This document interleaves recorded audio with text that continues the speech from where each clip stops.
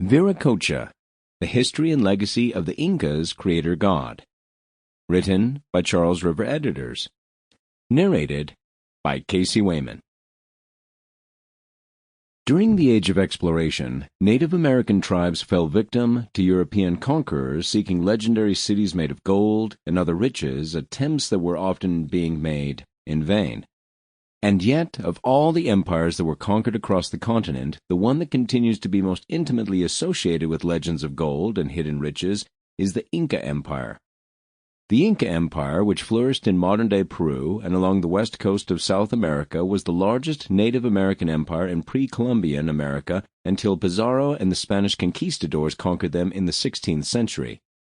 What ultimately sealed their doom was the rumor that huge amounts of gold were available in regions south of the Andes Mountains. Though the Spanish physically conquered them in quick fashion, the culture and legacy of the Inca Empire has continued to endure throughout the centuries in both Europe and South America, due in no small part to the fact they were one of the most advanced and sophisticated cultures on the continent.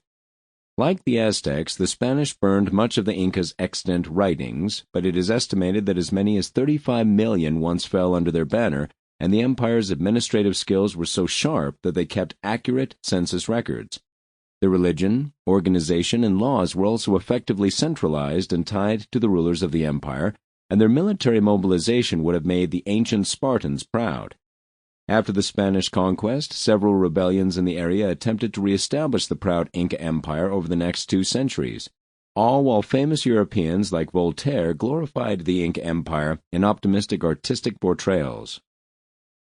Although the Incas' oral traditions suggested that the history of the region began with their empire, the various gods and the religious ceremonies of the peoples that inhabited the Incas' lands before their arrival were assimilated into the Inca Empire and were incorporated into Inca religion. However, under Inca rule, all those gods were to be subordinate to those gods of the Incas themselves, so as to ensure that imperial authority was clear and without dispute among all quarters of the empire. Viracocha was the primary god in the Inca pantheon as the origin and creator of all things. His son, the god Inti, or the sun, was married to Mamaquila, the moon, who was also created by Viracocha. According to one myth, Inti was the father of Manco Capac, the founder of the Inca ruling dynasty, but it was believed by some that Viracocha himself fathered Manco Capac. In practice, the Incas centered their religious worship on Inti, and this god's high priest was the second most important person in Inca society. The god Inti was honored at an annual celebration held each June, and the Inti Rami festival included sacrifices, feasts, and sexual abstinence. This cosmology was imposed Sample complete. Ready to continue?